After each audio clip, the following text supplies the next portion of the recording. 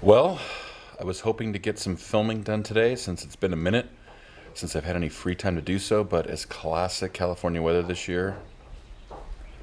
There's rain. Lots and lots of rain.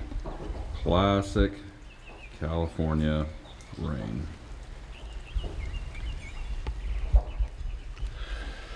So, I guess that just means we're going to do it in my garage.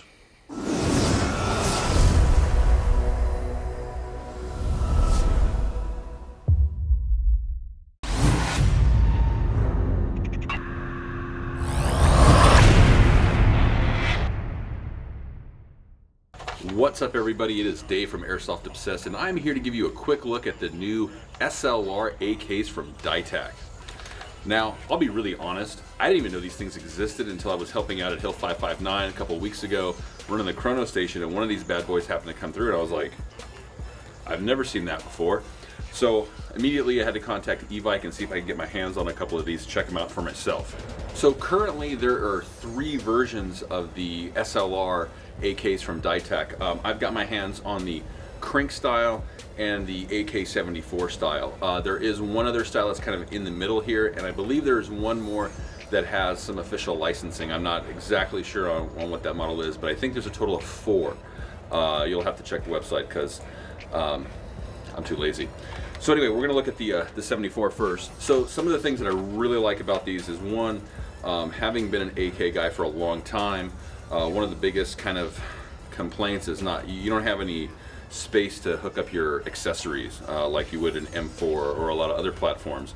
And getting rail pieces and whatnot onto an AK to get that capability of adding stuff has always been kind of difficult. So this one here, it's actually got a nice blend. This is the AK-74 version. It's got a top rail here if you want to put like a short little or a small little red dot, like an Aimpoint T1 style. You actually have some rail up front if you are so inclined to put a flashlight, or if you like to run like the game cam footage, you can put your barrel cam down here with the reverse. There's plenty of that, and plus in the middle here there's M-LOK. So you've got a lot of options here for mounting stuff to the front of the gun. When you get to the back half, it's pretty, the body itself is what you would expect from any AK body, but here is probably my favorite thing to put on an AK, and I don't know why more companies don't do it, but it's this little added extra piece here on the selector, because as you're playing, shooting, whatever, nobody wants to have to take their hand completely off the grip to reach up and get that unless you've got some, NBA length fingers. Most people aren't going to be able to do this without taking their hands away from all this. So having this little added metal piece here, which comes standard on this gun, is awesome. I love it because you can switch back and forth with your index finger, and it's not much of a hassle at all. Also, I don't know if you can see this or not, but it doesn't have a flat trigger, but it doesn't have your traditional curved trigger either. It's kind of like a nice hybrid. Here's a car going by. Sweet. So another thing I like about this is the trigger. It's not necessarily a flat trigger, or at the same time it's not your traditional curved trigger. It's kind of somewhere in between. This kind of a nice, it has a nice feel to it. Moving back to the stock, this is probably the second most recognizable piece of this gun. It's kind of an updated version, I guess, of like a triangle stock that'll come on a lot of AKs. This one is metal, both of them are metal. And it does have the traditional push up and flip to the side, and it locks in place pretty nicely. It's not going to get much wobble. Somebody asked me on Instagram if they could buy these stocks separately. As of right now, I don't think that you can, and to be honest, I think these might be specific to the body type, because you need to have the back of the body itself be flat to mount this in there. So now let's take a look at the crank. This is obviously the shorter style. I kind of like to call it like the MP5-ish of AKs. Another car going by.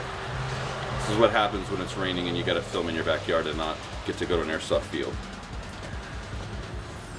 So anyway, this is the SLR crank style. This one has a very nice front end rail, top rail for any optics, side rails for lights or cameras. Super sturdy. There's zero wobble in this front rail assembly. Like most cranks, it does have the hinged rail cover, or the dust cover here. I'm particularly not a fan of that style, but Some people like it. I like to be able to take the whole thing off because I swear I've pinched my fingers trying to get stuff into these things so many times. I'm just kind of over that particular style of stuff. So I prefer the one that you can just take it off, but different strokes for different folks. There is plenty of battery space. I know you can't necessarily see it here, but any kind of AK stick LiPo will fit nicely down in there. It does have the same trigger as the AK-74, same stock as the AK-74. One thing I need to point out that these gearbox do have a quick change spring. You can see it ever so slightly here. It would take just a punch and turn to remove it out.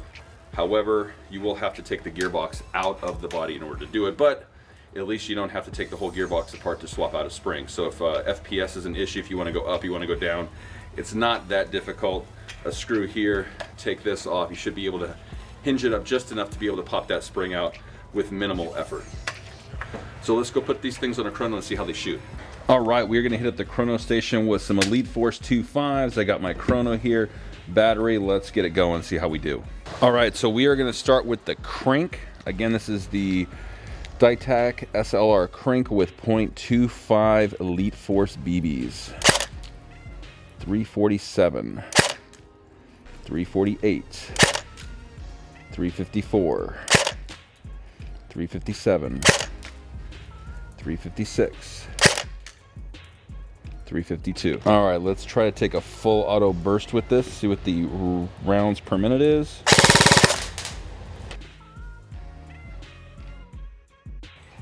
Okay, now we're gonna test the full-size AK-74, again using the Elite Force .25 gram BBs.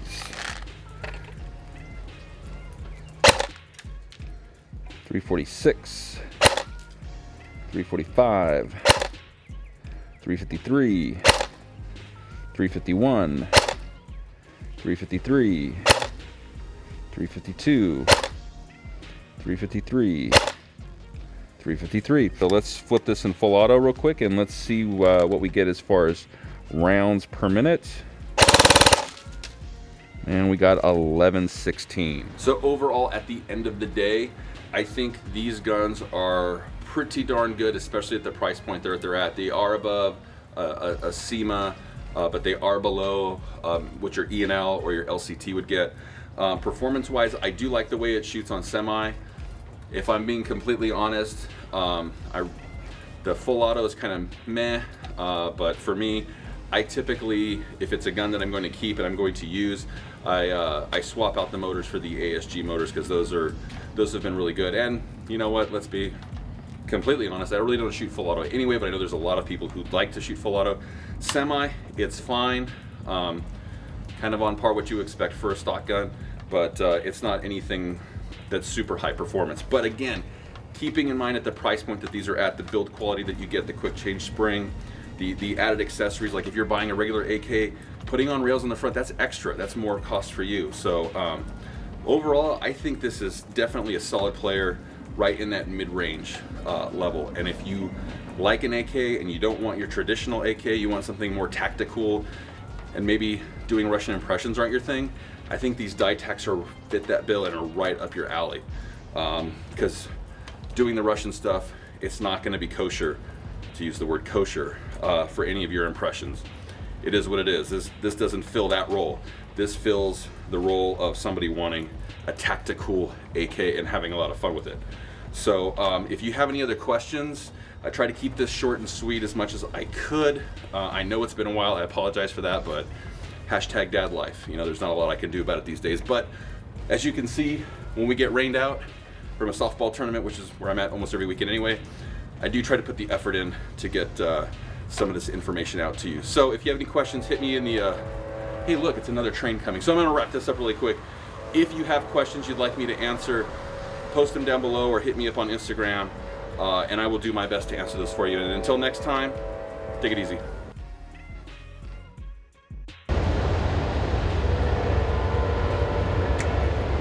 Waiting for trains to go by is fun.